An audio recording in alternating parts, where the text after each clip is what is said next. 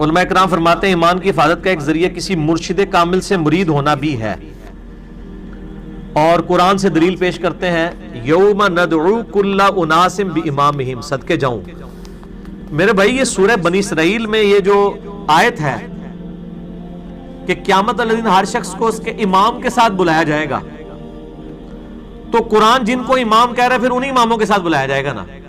اگر آپ کے اماموں کے اور آپ کے بزرگ بابوں کے نام قرآن میں لکھے ہوئے ہیں تو یہ وہ والے امام ہوں گے، اور اگر اس امام سے وہ والے امام مراد لینے جو قرآن نے خود بتائے ہیں، کیڑے لینے جے جے مسلمان ہو تو پھر وہی لوگوں گے، جے کچھ اور ہو ہندو سکھ عیسائی تو پھر جو مرضی لینے رہو۔ قرآن نے کیا بتایا ہے؟ قرآن نے بتا دیا کہ ہر شخص کو جو اس کے امام کے ساتھ بلایا جائے گا وہ امام کون ہوگا، وہ سورہ النساء کی آیت نمبر 41 میں ہے، جس کے کانٹیکسٹ میں میرا پورا لیکچر ہے، مسئلہ نمبر 121، قیامت والا دن بزرگ خود ہی دشمن ہو جائیں گے اپنے فالورز کے۔ اس میں میں نے یہ بتایا کہ آیت نمبر 41 جو ہے نا سورہ نساء کی، اس میں آتا ہے کہ وہ وقت کیسا ہوگا کہ اے نبی علیہ السلام جب ہم ہر امت میں سے ایک گواہ کو اٹھائیں گے اور آپ کو گواہ اٹھائیں گے اپنی امت کے خلاف۔ ہر امت میں سے ایک گواہ کون ہوگا؟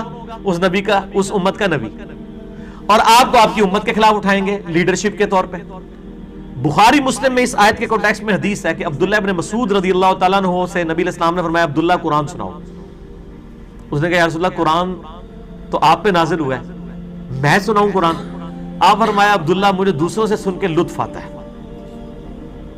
تو عبداللہ ابن مسعود کہتے ہیں میں نے سورہ نساء کی تلاوت شروع کی، اور تلاوت کرتے کرتے کرتے جب میں ان آیات کے اوپر پہنچا، سورہ نساء کی آیت نمبر 41 کے اوپر، آپ ذرا امیجن کریں نا جن ہستی پہ یہ آیت نازل ہوئی ہے ان کے لیے کتنے بڑا امتحان ہے۔ امت تو کہہ رہی ہے کہ جی جو کچھ بھی ہے تیرے محبوب کی امت سے ہے، اور محبوب کو اس اعتبار سے کتنی فکر ہے امت کی کہ ان کو پتہ ہی نہیں ہے کہ میں نے تو شکایت لگانی پڑ جانی ہے۔ سورۃ الفرقان کی آیت نمبر 30 ہے وقال الرسول یا ربی ان قوم اتخذوا ھذا القرآن مہجورا، نبی علیہ السلام قیامت الدن شکایت کریں گے اللہ میری قوم، میری امت نے قرآن کو پیچھے پھینک دیا تھا، اور نبی علیہ السلام کو اس بات کی خود ٹینشن تھی کہ مجھے اپنی امت کے خلاف گواہی دینی پڑے گی، لیکن امت کہتی ہے اللہ جو کچھ بھی ہے تیرے محبوب کی امت سے تکی جائے گی، پتہ چل جائے گا، پتہ نہیں چلے گا، لگ پتہ جائے گا۔ یہ آیت سورہ نساء کی آیت نمبر 41، اعوذ باللہ من الشیطان الرجیم۔ فَكَيْفَ إِذَا جِئْنَا مِن كُلِّ أُمَّةٍ بِشَهِيدٍ، وہ کیسا وقت ہوگا جب ہم ہر امت میں سے ایک گواہ کو، ایک امام کو کھڑا کریں گے۔ وَجِئْنَا بِكَ عَلَىٰ هَٰؤُلَاءِ شَهِيدًا، اور اے نبی علیہ السلام آپ کو گواہ کے طور پر کھڑا کریں گے ان مشرکین عرب اور آپ کے مخالفین کے خلاف۔ تو جب اس آیت پہ پہنچے تو عبداللہ ابن مسعود کہتے ہیں کہ نبی علیہ السلام نے کہا بس عبداللہ بس کرو۔ تو کہتے ہیں میں نے نگاہ اٹھا کے دیکھا تو نبی علیہ السلام کی داڑھی مبارک آنسوؤں سے تر ہو چکی تھی کہ مجھے اپنی امت کے خلاف گواہی دینی پڑے گی قیامت والے دن۔ تو یہ امام یہ ہے، یہ آپ کے بنائے ہوئے امام نہیں ہے، ٹھیک ہے نا جی؟ یہ امام قرآن کی ٹرم میں تو امام، لیڈر، شہید، ٹھیک ہے جی، دائی، یہ سب ٹرمنالوجیز پیغمبروں کے لیے۔ سورہ الزمر کے آخری رکوع میں پڑھ کے دیکھیں نا، جب دوزخی دوزخ میں جائیں گے نا تو فرشتوں سے پوچھے گا تمہارے اندر کوئی پیغمبر نہیں آیا تھا ڈر سنانے والا، کوئی رسول؟ وہ یہ نہیں پوچھیں گے کہ کوئی امام نہیں سی کہ جی تقلید کر لیندے۔ فرشتوں کو تو پتہ ہی نہیں ہے۔ یہ وہ اسی طریقے سے جیسے سورہ یونس میں ہے کہ اللہ تعالیٰ فرماتا ہے کہ تم اللہ کے مقابلے پہ وہ ہستیاں گھاڑ رہے ہو جو اللہ کے علم میں نہیں ہے زمین و آسمان کے اندر۔ دیکھو کس لیول تک جا کے بات کی ہے۔ اللہ فرماتا ہے میرے علم میں کوئی ایسی بات نہیں ہے۔ یہ اللہ جب یہ بات کر رہا ہے تو آپ سمجھیں کہ یہ 11,000 وولٹ کا جھٹکا دیا جا رہا ہے اگلے بندے کو کہ اللہ تو بندے کو کیڑی گل پہ کر دو۔ اللہ کہہ رہا ہے میرے علم میں تو کوئی ایسی ہستی نہیں زمین و آسمان میں جس کو میں نے اپنا نائب بنایا ہو۔ اور اسی طریقے سے ہونا ہے کہ اللہ نے قیامت ان کو یہ بھی کہنا ہے کہ میرے علم میں تو کوئی ایسا امام نہیں تھا کہ میں نے تو جو رسولوں کو بھیجا تھا امام بنا کے تسی اپنے بنا لے سن۔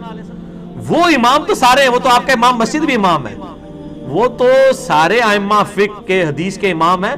ان کی آپ یعنی تعلیمات سے فائدہ اٹھائیں گے، نہ کہ یہ کہ آپ ان کو پروفٹ کے درجے کے اوپر فائز کر دیں گے۔ سورہ الاعراف کی شروع کی آیات آپ پڑھ کے دیکھیں، اس میں آپ کو مزید کلیئر ہو جائے گا۔ سورۃ الاعراف کے بالکل سٹارٹ کے اندر اللہ تعالیٰ نے اس حوالے سے انبیاء کا منصب جو ہے نا وہ بیان کیا ہے۔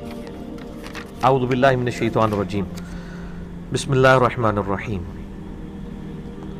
آیت نمبر 7 میں وَلَنَقُصَّنَّ عَلَيْهِمْ بِعِلْمٍ، نہیں آیت نمبر 6، فَلَنَسْأَلَنَّ الَّذِينَ أُرْسِلَ إِلَيْهِمْ، ہم ضرور پوچھیں گے ان لوگوں سے جن کی طرف ہم نے رسولوں کو بھیجا کہ بھئی رسولوں نے پیغام پہنچایا کہ نہیں. وَلَنَسْأَلَنَّ الْمُرْسَلِينَ، اور ہم رسولوں سے بھی پوچھیں گے بھئی تم نے پیغام میرا پہنچایا کہ نہیں. رسولوں کو بھی پوچھا جائے گا کہ آپ نے کام کیا ہے کہ نہیں، اور جن کی طرف آئے ان کو بھی پوچھا جائے گا کہ ہاں بھی رسولوں نے پیغام پہنچایا. اسی لیے تو بخاری مسلم کی حدیث ہے نا، یوم النہر کا خطبہ، آپ علیہ السلام نے کیا کہا، اوہ میں نے لوگوں اللہ کا پیغام تم تک پہنچا دیا. صاحب نے کہا یا رسول اللہ پہنچا دیا. آپ نے 3 دفعہ اپنی شہادت کی انگلی آسمان کی طرف بلند کی، پھر ان کی طرف، اے اللہ گواہ رہنا، اے اللہ گواہ رہنا، اے اللہ گواہ رہنا. پھر آپ نے فرمایا کہ اب یہ تمہاری ذمہ داری ہے کہ اس پیغام کو دوسرے لوگوں تک پہنچا دو. اور بسا اوقات جس کو پیغام پہنچایا جاتا ہے وہ زیادہ یاد رکھنے والا ہوتا ہے بنسبت اس کے جو پہنچا رہا ہوتا ہے. یہ حدیث کا جب پورشن بیان کیا کرتے تھے نا محدثین، اور کہا کرتے تھے صدق رسول اللہ، رسول اللہ نے سچ کہا. دین تو عربیوں میں نازل ہوا تھا، یاد اجمیوں نے رکھا. آپ کی ساری حدیث کے امام جو ہیں سب اجمی ہیں. امام بخاری رشیا کے، امام مسلم ایران کے، امام ابو داؤد، امام ترمذی افغانستان کے. ترمذ آج بھی ہے، وہ جب پاکستان نے نیٹو سپلائی لائن بند کر دی تھی تو ان دن وہ ترمذ شاید بڑا گونج رہا تھا کہ ترمذ کے ریلوے اسٹیشن پہ آیا کرے گا سامان. ابو داؤد ترمذی افغانستان کے.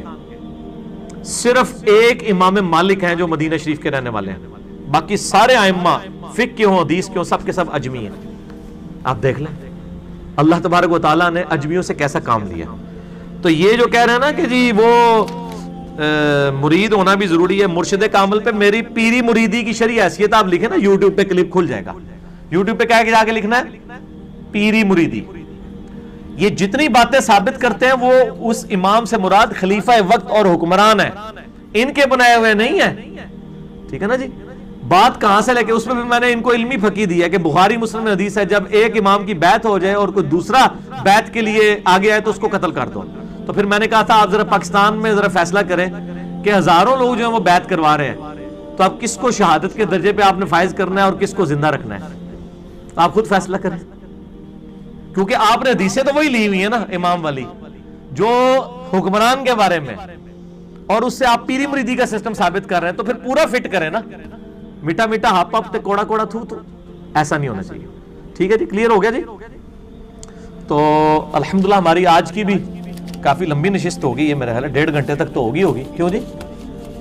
تو باقی انشاءاللہ جو سوالات آج کے جتنے تھے وہ تو مکمل ہو چکے. انشاءاللہ زندگی رہی تو باقی سوالات انشاءاللہ اگلی مجلس میں ڈسکس کریں گے.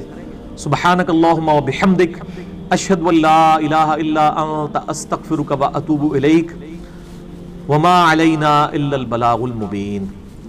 جزاکم اللہ خیرا و احسن.